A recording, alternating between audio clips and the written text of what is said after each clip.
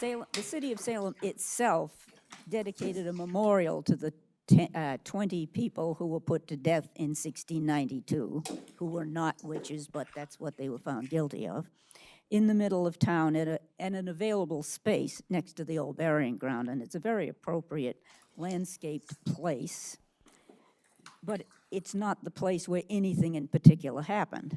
It's intended for quiet contemplation, which is a good thing, but the tourist venues that you don't see in this picture can kind of make that almost impossible to contemplate anything, never mind quietly.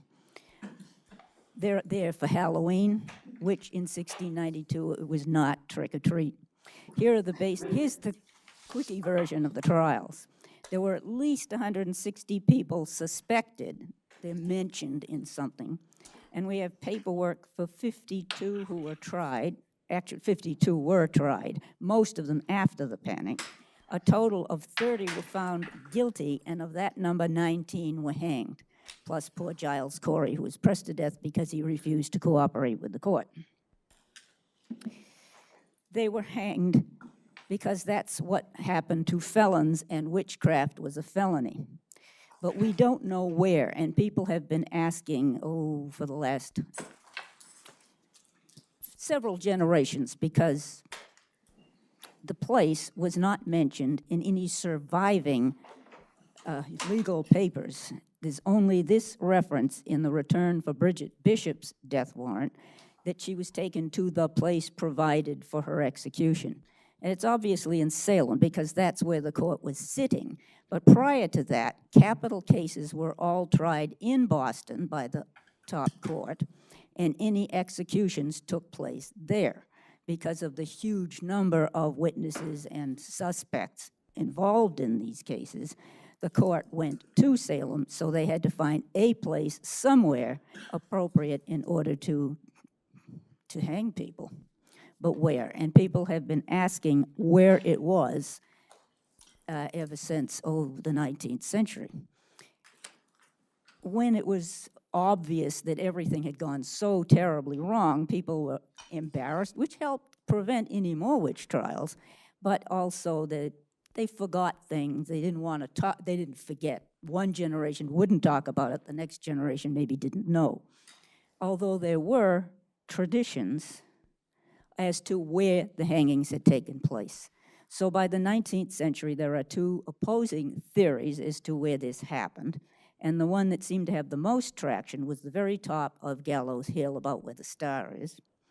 And Charles W. Upham, who was a mayor of Salem, an ex-minister, mayor of Salem, senator in Washington, and wrote the first large history of the trials. He was also never wrong, so that if he said something and someone asked, where did you get that information, he seemed to take offense that anyone would question it. Not that you wanted to look it up yourself, maybe, but he was definite about the traditions that it was at the very top of the hill because it's more dramatic. It defies the devil by going up to the prince of the powers of the air's territory or something. It's not necessary to go up that high, but that's the opinion they had. And Nathaniel Hawthorne, who was on the opposite political side of things and didn't agree with Upham, did agree with him on that. And they both thought that it should be memorialized. In 1835, Nathaniel Hawthorne, in his short story, Alice Doan's Appeal, writes, the dust of martyrs was beneath our feet, we stood on Gallows Hill, and regrets that there isn't an actual monument up there on the barren summit, no relic of old nor battered stone of latter days to assist the imagination in appealing to the heart. And a couple of decades later, Upham wrote in 1867 that the sufferers of 1692 deserve to be held in grateful remembrance for having illustrated the dignity of which our nature is capable, means human nature, for having shown the integrity of conscience is an armor which protects the peace of the soul against all the powers that can assail it, and for having given an example of a courage, consistency, and faithfulness of which we all are capable, which is optimistic, but we could be. But there was another theory as to where it had happened, which was lower down on the ridge of Gallows Hill, which is a long stretch of rock, at the place that is now known as Procter's Ledge. And that neighborhood had a continuing tradition that that was the site.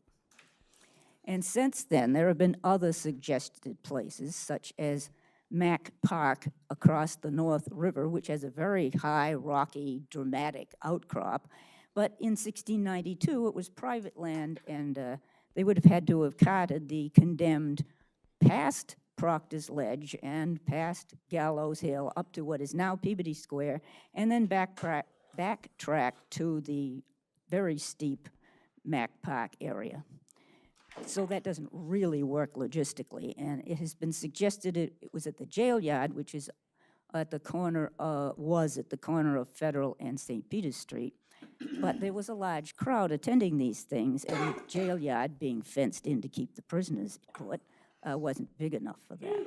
Also, they said they were taken in a cart to get there, and you don't need a cart if they're already there.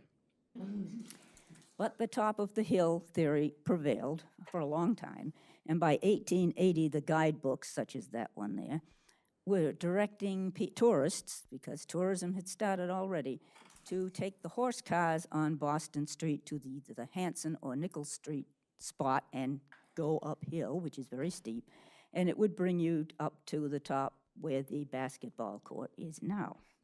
It wasn't a park then, it was private pasture, but that would come later. However, let's see, by as early as 1874, the street maps began showing Witch Square up at the top, at the corner of Hanson and Grafton Street, which turns out to be private land, not a public park.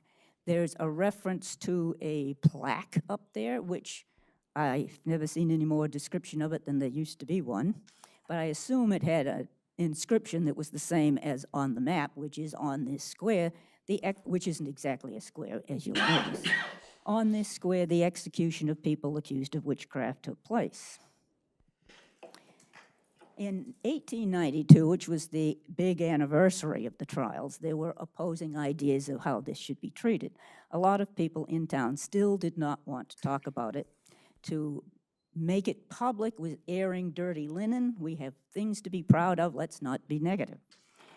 This opinion is something that seems to have stayed around anyway in some quarters, but another faction of people who liked history wanted to honor the people who had been unfairly put to death there and their truthfulness and fortitude. So a committee got together. The Essex Institute sponsored a day of observation where there were speeches in the Essex Institute, and there had been a committee working to put some sort of marker up there. And they'd gone so far as to collect funds and hire an architect, and this is the final rendering of the proposed monument, which is a 30-foot tall lookout tower, in which you could have a wonderful view of the harbor and the city and the hills beyond, but which would have obliterated the site itself had they built it. But it didn't get built. It was supposed to be dedicated in May, I think, of 1893, which would be the ending of the trials when Phipps let people out of jail. Oops, not that. But it didn't get built. And you can see that by 1911, it disappears from the maps. However, yes, it disappears from the maps. And if you look at the aerial views, there's little houses in there and part of Gallows Hill Park, which was purchased by the town later, city, I mean. It apparently had been owned as private property by Dr. Henry Wheatland. He's a medical doctor, but he was the guiding light and a force behind the Essex Institute for decades. And he owned it, but he died in 1893, which may have had something to do with buying it. But the town went forward, the city went forward, and the next year, a couple of years later, hold on, they put aside $600 to buy the land. Either the heirs didn't want to sell it, or there was controversy about whether this was the correct site or not. And the project trickled out, and the $600 went to repair the paths in the common in the middle of town. But there was the other theory that the lower ledge, now called Procter's Ledge, was the actual site. And I think there was probably some behind-the-scenes controversy as to whether the tower would have been on the right place. In 1901, Sidney Purley, antiquarian hero of mine, he was a lawyer, and I think he read every deed and will in the courthouse on his lunch hours. But he did a series of articles on who lived where as of 1700 in Salem and the towns around it that used to be Salem. And by 1901, he'd gotten to this stretch of Boston Street where the ledge is, and he identified it in the article as the place which was most likely the site of the hangings and possibly the graves. As you can see, there's only 2 houses on that side of the street, so it was a shortish article. But you can see where a piece of the North River joins up with a stream that comes down from the rocks, and there's a marsh, and the landscape was quite different in 1692. Also, in 92, the whole area with Procter's Ledge and Gallows Hill, most of Gallows Hill was public land. It was a common pasture, so they didn't have to ask anyone's permission to put it there. But there were other opinions about that. There's a rival antiquarian, W.S. Nevins, who's written several books. He's Winfield Scott Nevins. Apparently his parents were Civil War buffs. He wrote about Old Salem and the witchcraft trials particularly, and he was definitely of the top of the hill persuasion and wrote about that and the anecdotes from the neighborhood that supported the top of the hill. And there were references later to a furor, which I think possibly was sparked by Purley's original article. But it simmered until 1911, when the Essex Institute sponsored a walking tour and talk of the road between Salem and Marblehead, that has since been built over, I think. But they were going to have a walking tour of that, and it would start at what is now Procter's Ledge, where Sidney Purley would give a talk on why he thinks that was the spot where the executions took place. It's announced in one issue of the local newspaper. The very next issue has a letter to the editor from Winfield Scott Nevins criticizing an institution with the reputation of the Essex Institute sponsoring this, and I'm paraphrasing, crackpot theory of Sidney Purley when it contradicts the known conclusions of real antiquarians like Charles W. Upham, who knew that it was the top of the hill and had plenty of reasons to pinpoint that that's why that was the site. And I could recite them all here, but I don't have room, so I'm not going to. And this sort of sensationalism was no better than the yellow journalism plaguing our newspapers today. He almost said failing newspapers today. This was yellow antiquarianism. He was really wrought up. But the walk went off peacefully. It was well attended, and the crowd was appreciative of Purley's remarks. Nevins died in 1920. In 1921, Purley published a more extensive article telling all the reasons why he thought the lower ledge was the site. Anecdotes from people who heard it from their fathers pointing out to a certain plot that then had a lot of locust trees on it, and there were locust trees mentioned in that particular spot of land in deed after deed in the 18th century. They weren't there in 1692, but it was a landmark in the 19th century. And people who heard about it from the oldest inhabitant of the neighborhood, and they were standing at the end of what was later Federal Street when they saw it, or there was a 100-year-old man who died, I guess, in 1792, who had told people that his parents told him that the nurse who attended his mother when he was born told them that, that while she was attending his mother, she could see one of the executions going on outside the window. Of course, the question was, where did they live at the time, because the family moved a bit. But if it was in the North Street house, which is the uppermost house with the sight line there, they would have been able to see only what is now Proctor's Ledge, but what is now Mack Park would have hidden the top of Gallows Hill that Upham and Evans was so certain about. Of course, he was born on a day when they were not having executions, but maybe someone in the house saw something. So this is all anecdotal, but it is also logical because the lower ledge is easier to get to, and it's public land.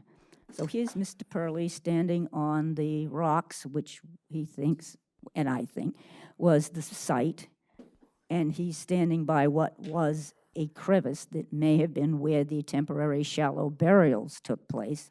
They were shallow because there's not a lot of dirt in there.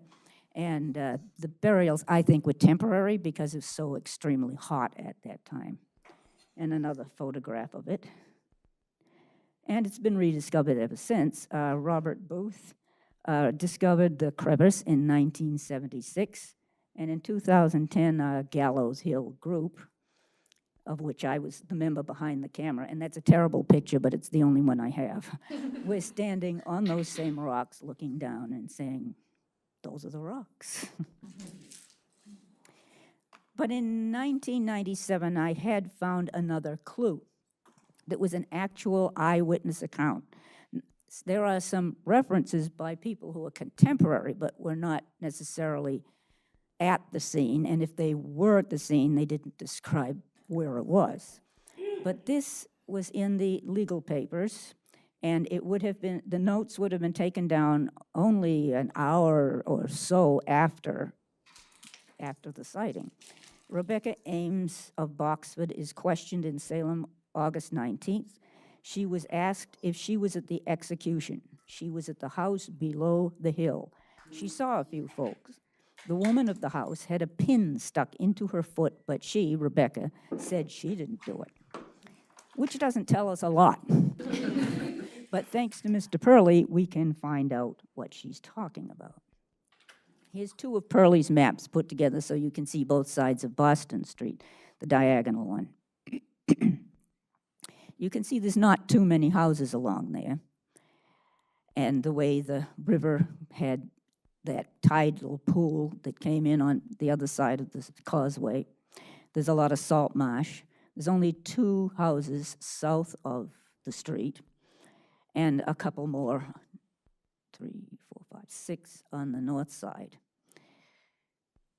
So, and to the left, which is going towards Peabody Square, there's a long stretch of road where there are no houses. So the house below the hill, Gallows Hill, and also this, on the bottom where it says common land, that's Norman's Rocks, which is extremely steep and has a big brick apartment tower on it now.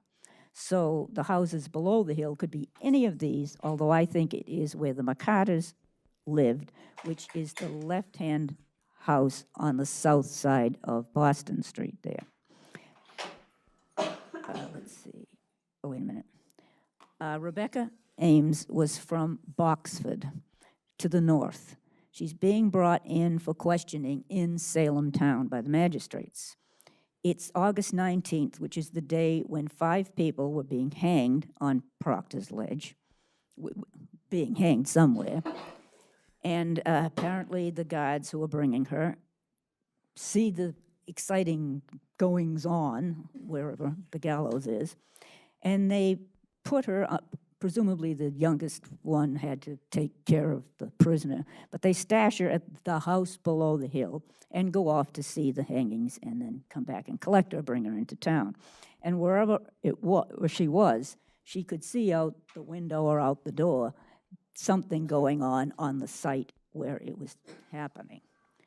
One of those houses you could see from there. You cannot see the top of the hill. So the contemporary accounts tell us a few clues. That the executions took place on a hill, so it's not the jail yard. And the approach to it was steep enough so that the wagon with the prisoners in it got stuck. And it's that doesn't look too steep in the photograph, but it's steep enough, and in the winter it must be interesting in the snow. This was summer, though. And the ground is rocky enough so that the temporary graves were very shallow. and the executions could be seen from the house below the hill, wherever that was, but I think it was the McCarter house. Purley doesn't mention Rebecca Ames in his articles, but he mentions that the McCarters sold up that same year and moved away as if maybe they just didn't like being in that neighborhood anymore. So when Purley was researching his 1901 article, he talked to the people who lived just below the rocks in a house that was built around the time of the Civil War, and that's their property there. And they told him that when they moved in, they cut down the locust tree that was a marker of the place and dug out the crevice, took all the dirt that was in it and any remains, I suppose, and put it in their vegetable garden. I think this is why I really hope they were temporary burials. And at the time, they had some of the locust tree that they cut down. They had some of it in the woodshed. They gave him a piece of it. And as of 1903, the Boston Evening Record ran a photograph of a piece of wood leaning against the woodshed and mentioned Purley's theory. It's 3 years after his article. And this is the rocks up at the top, and the little white house to the left is not the Stevens house, which actually burned in the 1914 fire, but it's on the footprint of it, so that's where Purley was standing. So the Purley article got some more traction because of these articles, and in 1936, two of the property owners on that stretch of rocks sold lots that they had to the city, which wanted to purchase some of the remaining open land to be a public park forever, according to Massachusetts laws, Chapter 45. You see, it's an odd shape, the two lots together, an odd-shaped L, because Mr. Gagan, who owned the former Stevens house at the time, kept the land immediately around the house, which is still private property. And here is the deed, and there were two deeds, one for each of the plots, but they both said to be held forever as a public park. And it's listed in the town reports under the list of town lands as Witch Memorial Land, which is rather an unfortunate name since they were alleged witches and cleared. But the place was not marked, so it kept getting forgotten. It shows up in the newspapers every so often. There was the 1903 article that mentioned Purley. In 1968, there was a move to mark it properly, but at that point, they weren't sure where it was. Was it the top of the hill, or was it the lower down place? They had somebody look into research, and they suggested Mack Park, which is illogical in my view. And although people donated money towards raising some kind of a monument, it eventually trickled out and went nowhere. In 1976, Robert Booth rediscovered the crevice area. That got into the newspaper. There was talk about putting a marker on the site and possibly doing archaeological studies, and warnings that if it's an amateur archaeological study you dig, you could destroy more evidence than you save. And they hoped that wouldn't happen. It didn't happen. The painting contractor who owned some of the private land unbuilt adjacent to it said that he'd be glad to sell the plot to any historical entity that was interested in it and had the money, or he would divide it into house lots. He died shortly after, and it was not divided into house lots. That's the land that Walgreen is leasing. In 1997, I found the Rebecca Ames clue, put it together in an article, and was interviewed by the Salem Evening News that put it on the front page in color. That's me under the hat in the upper right. On Halloween, strange coincidence.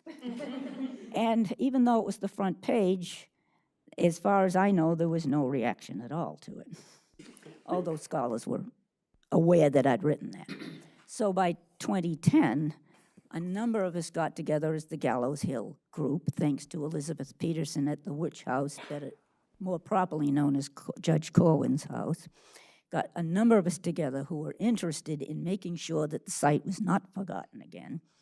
And one of us is Peter Sadlock who was the geology professor at Salem State, and he and his class did some non-invasive examinations of the open ground there with, let's see, electrical resistivity and ground penetrating radar, where he wheels these devices, it's like an overgrown lawnmower, across the, well, you push it like a lawnmower, but it's big. And it's zapping into the ground and showing these charts and diagrams on a screen, which shows where there are anomalies or holes or something. And you really have to know what you're looking at to understand what you're looking at. But the result was there's hardly any dirt up Your there. sound just went out. Oh, Yeah, the mic's out. possessed.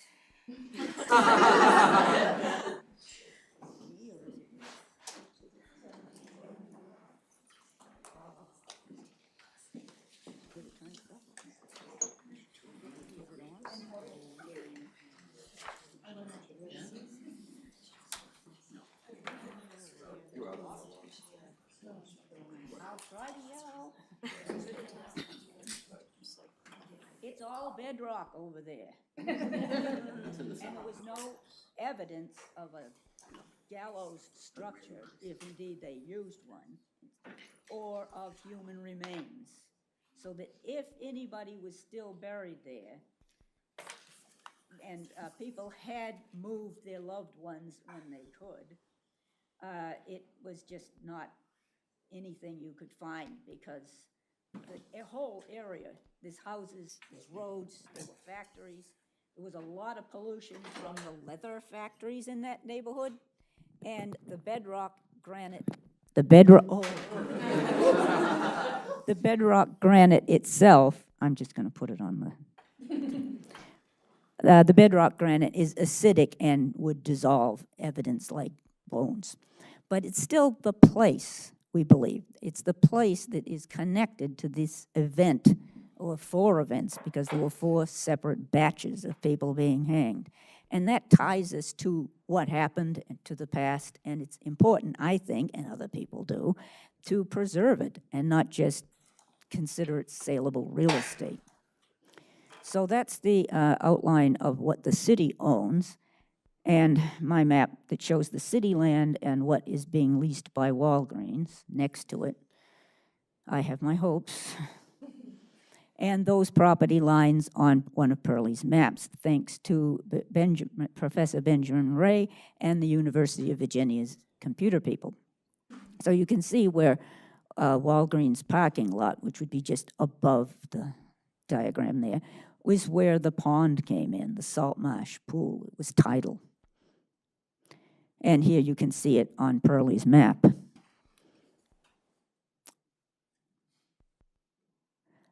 So the University of Virginia, again, working with their computers, viewshed analysis system, none of which had been invented yet in 1997, shows where the Mercator House, for one, was, and whether you could see the spot where the park and the ledges is. The pink areas are high terrain that would have blocked the view or allowed, and where it's not pink, you can see over there. If you stand in the spot now, you can't, because there's apartment buildings and trees. And here's the property lines with the topographical lines, and the photograph shows the apartment buildings and the trees that you cannot see through. And another view of that. All the little blue dots are all the little houses, sites that were there in 1692.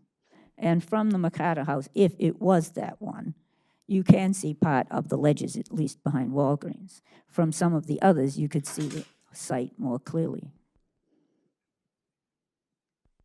And back in 1997, before Walgreens built, this was the view. I took a photograph in sections, and that's what the ledges looked like from down on the street. The little house on the left is on the footprint of where the Stevens family, who dug out the crevice, lived. There was no house there in 1692.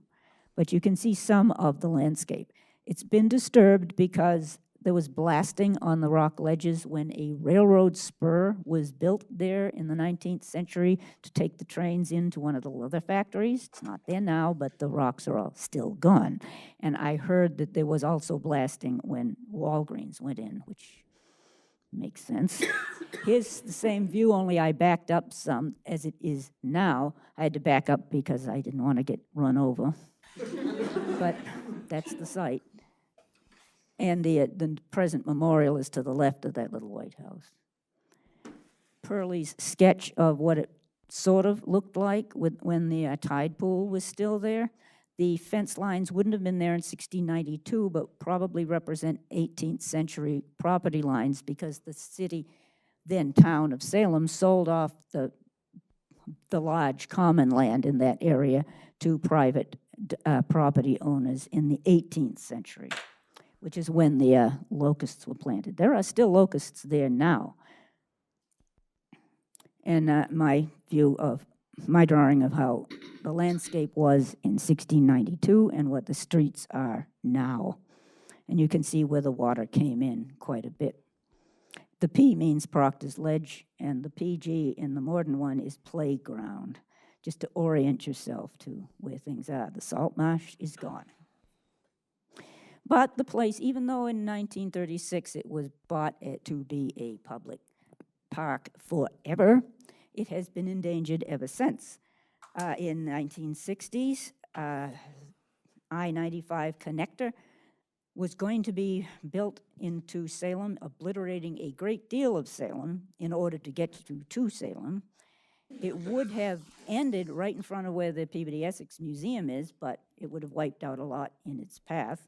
And there were two suggestions here as to how it would go around Proctor's Ledge, and either one would have been really bad news for the site, not to mention the neighbors. That didn't happen. In the 1980s, the place is still unmarked, and people have forgotten what it is, some of them. Developer thought that this was the perfect site. It's on the ledge right behind where Walgreens is now, 2460, to build 8 condos right on this ledge with faults in it. And it would involve more blasting right next to people's houses. And he wanted to buy, that was private property, and still is, but he wanted to buy this unused city land, the park, in order to have the proper width for an access route, until the neighborhood rallied, especially Mr. Brophy here in the lot that's colored yellow, to remind the powers that be in office at the time that this was to be a public park forever, and this was probably the site of the Gallows, so there are no condos there, fortunately. But the place was neglected, and trash would blow in mysteriously in the night, like this cast iron radiator. It must have been a very strong wind. And by strange coincidence, there was a stack of aluminum siding slats that matched one of the nearby new houses. But the Gallows Hill Group worked behind the scenes trying to keep low-key so it wouldn't be sensationalized. We worked with the city of Salem to make certain that the administration was in agreement with this, that it should be marked and it should be kept clean in order to make sure it wasn't lost again or sold out or destroyed, and it should be a memorial to the people who actually died there, because they need to be remembered as heroic. So we issued one, press release in January, not October, January of 2016, freezing cold weather. And it immediately went viral because, unlike all the other discoveries, the internet had been invented since then. So Tad Baker, who spoke downstairs just now, was our spokesman, and he stood out in the freezing cold being interviewed. And some of us were being interviewed in warmer places, but it was all over the place. I wish I had copied the screenshot of the Dutch newspaper that announced it, because it went global. And it was even declared the top 10 archaeological discoveries of 2016 by Archaeology magazine. The lower right black and white picture is Pearlie standing on the ledge, which is appropriate, except that it wasn't really discovered in 2016, except that it was announced again. But people remember it better now. The city took over the memorializing part and hired landscape architect Martha Lyon to make a design of the landscape itself to be the memorial. And she came up with 3 possibilities, and the one that was chosen is a combination of the other 2 that has elements both on Procter Street and then down on Pope Street, which is the more visible site, which is where the main memorial is. And this is what it looked like before they cleaned it up. People would walk through it, but it was cleared out, and a stone arc set into the hillside. It's not the most scenic view. This was 2 winters ago. But it has names of all the people who died there set into the walls. And that sapling is an oak tree that will grow up eventually and be a symbol of strength. And other plantings will grow up and maybe hide the neighbors' houses. But it was dedicated 2 summers ago on the anniversary of the 2nd batch of hangings.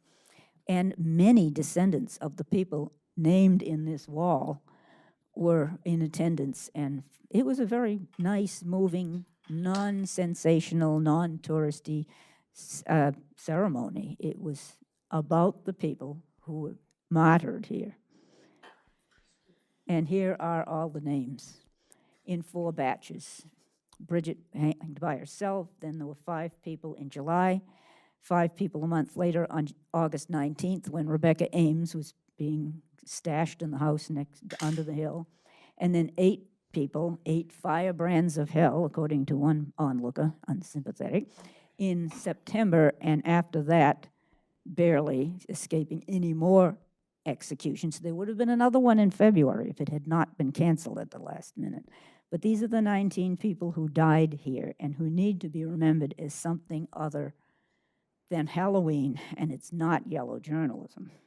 And this is the Gallows Hill Group of those of us who worked on it, with our hero, Sidney Pearlie, without whom the clues would have made no sense at all. Thank you.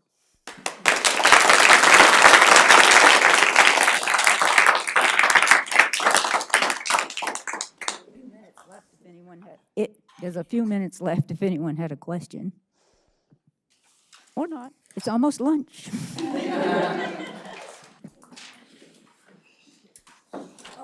Can you get to the site? Yes. Can you walk up to it? Yes.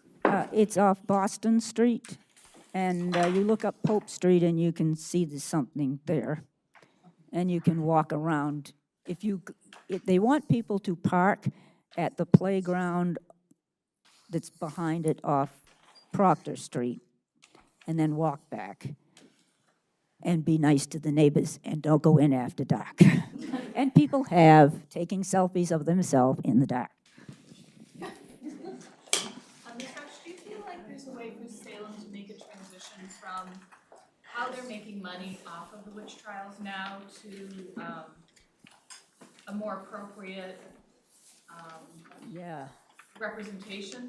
I don't know. Is there a way to blend the 2? I hope there is. I don't know what it is because it's free enterprise. Just in looking up how people have treated the subject, it seems like tourism, which began when the trains came through and people could travel more, they wanted to see the sights and the places when some of the people who lived there wanted it obliterated. So tourism has helped save some of it, but it gets really crazy in October, and it's not always accurate. So I don't know. Just keep telling the story correctly, accurately, and hope that you can counteract some of the fake news. Okay, thank you.